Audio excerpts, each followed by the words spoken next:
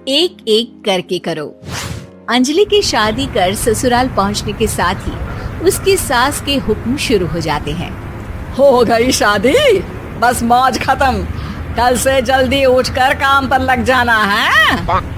अरे माँ आज ही यहाँ आई है, इसे सब समझने के लिए कुछ दिन तो दो। मेरे और बहू के बीच की बात है, तू घर के मामले में ना बोलियो। इस पर जतिन वहाँ से अपने कमरे में चला जाता है और सास अंजलि को काम की लिस्ट सुनाने लगती है। सुबह पहले घर की सफाई करनी है, फिर कपड़े धोने हैं, साथ में खाना भी बनाना है। एक की वजह से दूसरा काम रुकना नहीं चाहिए है। जी मम्मी जी ठीक है। ये कहकर अंजलि अपने कमरे में चली जाती है। अंजलि, मम्मी हमेशा बोलती थी बहू आएगी तो उनका काम हल्का होगा, पर मुझे नहीं पता था कि वो काम हल्का करने की जगह टाल ही देंगी। कुछ नहीं होता, ये सब मैं अपने घर में भी तो करती थी, मुझे आदत है, कोई दिक्कत नहीं होगी। ठीक है, पर अगर कुछ हो तो बता देना। दोनों सो जाते हैं और अगली सुबह से अंजलि जल्दी उठ के सास के बताए कामों में जुट जाती है, जिसमें वो जैसे ही कपड़े धोने लगती है तो सास वहाँ आ जाती है।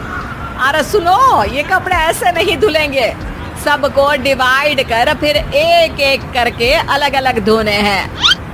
क्या एक एक कपड़ा अलग करके? एक बार में सुनाई नहीं देता क्या? वही बोला है मैंने, लग जाओ काम पर हैं? सास की बात मानते हुए अंजलि एक एक करके कपड़े धोना शुरू करती है, जिसे करते हुए आधा दिन बीत जाता है। अरे रे, सुबह से कब दोपहर हो गई पता ही नहीं चला, अभी तो खाना भी बनाना है। अंजलि भागते हुए रसोई में जाती है, जहाँ उसकी सास पहले से ही उसे खड़ी मिलती है। खाना बना लेना, देखो पहले पकोड़े तल दो और एक एक पकोड़े अलग अलग तलना, नहीं तो कोई कच्चा कोई पक्का रह जाता है। सास की हर बात में एक एक की कहानी अंजलि के समझ में नहीं आती, लेकिन फिर भी वो बिना कुछ बोले काम करती रहती है। अगली सुबह फिर वही शुरू होता है और सास एक बार फिर खाने के समय रसोई में आती है। आज क्या बन रहा है हैं? वो जतिन ने भिंडी की सब्जी, रोटी और धनिया की चटनी बोली है, इसलिए वही बना रही हूँ। अरे वाह जी वाह, बढ़िया है। पर भिंडी एक एक करके धोना, फिर टोवेल से पोंछकर एक एक करके ही काटना, साथ ही धनिया की पत्ती भी एक एक करके ही धोना। अरे पर मम्मी जी। अरे क्या पर, सफाई का ध्यान रखना आता भी है या नहीं है? मैं ये सब सबकी हेल्थ के लिए ही तो कर रही हूँ ना, और तुम अर पर करती रहती हो हैं? सास की बातें सुन अंजलि हैरान रह जाती है। मैं तो सिर्फ सोचती थी कि जानबूझकर मेरा काम बढ़ाने के लिए ये सब करती हैं, पर ये तो काम बढ़ाने के साथ परेशान भी करना चाहती हैं। मैंने इनकी कौन सी बहस खोल दी जो इतनी दुश्मनी निकाल रही हैं? अब क्या करूं? अब अंजलि सास की बातों और हरकतों के बीच फंस जाती है। काम के लिए मना भी नहीं कर सकती, नहीं तो जाने कौन सा ड्रामा खड़ा कर दे। पर अंजलि, तुझे कुछ तो करना पड़ेगा। इतनी देर में जतिन भी वहाँ आ जाता है। अरे कौन ड्रामा खड़ा कर रहा है और क्या करना पड़ेगा? जतिन की बात सुन अंजलि सोच में पड़ जाती है। इन्हें सच बताऊं या नहीं? पर अगर ये गुस्सा हो गए तो? वैसे भी अपनी माँ से बहुत प्यार करते हैं, फिर उनके खिलाफ कुछ सुन कैसे लेंगे? अंजलि ये सब सोच ही रही होती है कि जतिन फिर बोलता है। अरे क्या हुआ, कहाँ खो गई? अरे नहीं नहीं कुछ नहीं, वो मैं टीवी सीरियल के बारे में सोच रही थी। यहाँ और कौन ड्रामा करेगा? अरे तुम भी ना, चलो मैं चलता हूँ। इसके बाद कुछ दिनों तक अंजलि सास को सबक सिखाने के लिए अलग अलग प्लान सोचती रहती है, पर उसे सास के एक एक करके काम करवाने की आदत बंद करने का कोई तोड़ नहीं मिलता। अगर ऐसे ही चलता रहा तो कहीं मैं एक दिन अपने सिर के बालों को भी एक एक करके सुलझना ना शुरू कर दूं।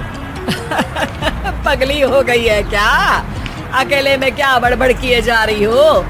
वैसे आज खाने में क्या है? आलू की सब्जी।